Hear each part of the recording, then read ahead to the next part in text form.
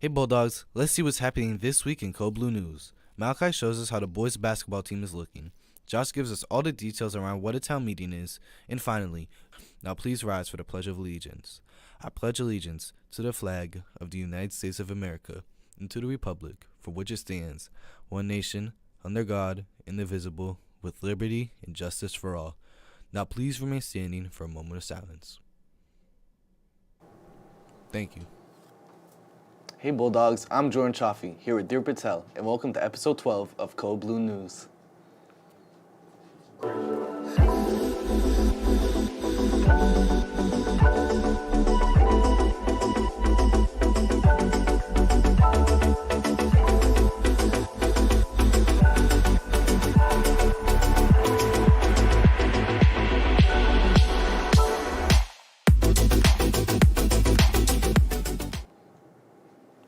Good morning, Bulldogs. Are you excited for today's half day? Because I know I am. If only it were a full day. Now I'll only have Mr. SB for half an hour. But moving on. Let's talk about the abundance of basketball games our boys and girls teams will play in the upcoming week. The varsity girls teams games will be on Tuesday, December 13th at South Shore Christian Academy at 4, Wednesday, December 14th against Southeastern at 4, and Friday, December 16th at South Shore Votech at 5. The varsity boys team will have a game on Tuesday, December 13th at South Shore Christian Academy at 5:30. Not to mention their game today at Calvary Chapel Academy High School. Wow, that was a whole lot. No kidding. In case you missed any of the dates, then be sure to check the TV behind us for them. On the topic of basketball, let's hoop over to Malachi, who will let us know how the boys' basketball team is looking this year. Wait, this for Cold Blue, right? Holbrook basketball has been through lots of ups and downs throughout the last few years. During the COVID season, they had one of their worst seasons of the past decade, only winning one game. However, the rebuild for this team was efficient and done quickly, last year bouncing back to having a 12-9 record and making it to round 2 of the MIAA state tournament. An interesting part of this team is the way they play together. Being on the same team for most of their high school careers makes the chemistry and drive different from any other team. I think the chemistry with our team is good. We played in the off season in the summertime, and I think it's going to carry over to the season. The chemistry between my teammates is great. It's good because we play for so much years together, and off the court, we keep our chemistry. On the court, it's the same thing. While they found lots of success last season, it is not enough to overlook the obvious flaws that this team has faced. I think our biggest weakness this season will be rebounding the basketball because every other team we go up against, they always have bigger players than us. I believe our biggest weakness is rebounding since we're so small and everybody else has to put in that extra effort to rebound. As the season starts later today against our rival team, Calvary Chapel Academy, the players have high hopes not only for today, but for their season and future for the team. I think the team looks great going into the season with the help of our coaches, Mr. Bolger and Mr. Gifford. They allow us and push us to make us a better team.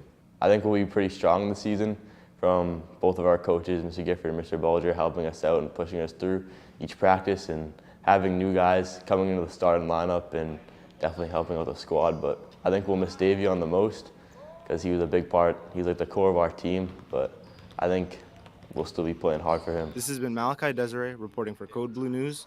Back to you in the studio. I can't wait to see what the teams have in store. Me too. Basketball season is always my favorite time of the school year.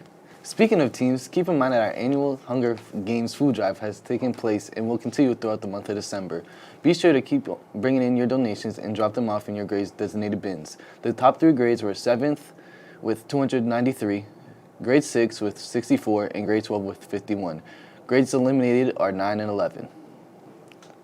Attention, the school council is up and running and is looking to increase their parent membership numbers. This group will meet once a month on Tuesdays from 2:30 to 3:30. We will discuss school improvement plans and the student parent handbook. If this opportunity speaks out to you, be sure to contact Mr. Tarski.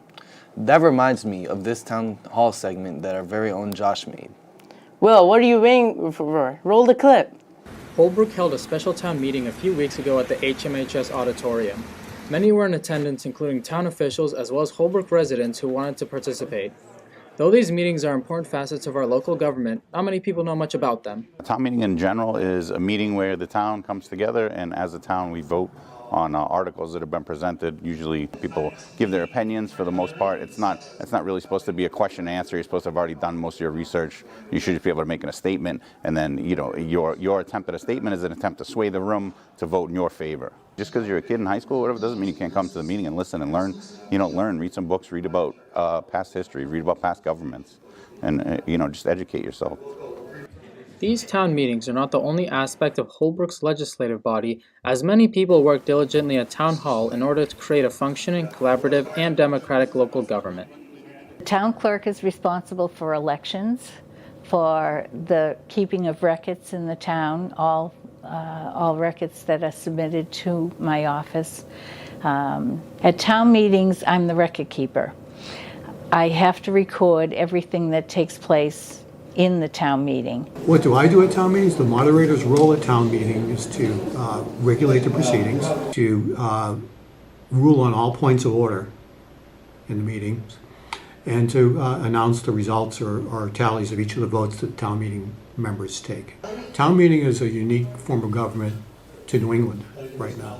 It's one of the purest forms of democracy. It lets people, or in Holbrook, representatives of the people, the representative town meeting members, actually get together and decide how their money is spent, what the bylaws in that town are, and what the zoning is. Where can somebody build a factory in town, or where can somebody build housing so that stuff is, like uses are put together. A town administrator is someone who administers the policy of the select board.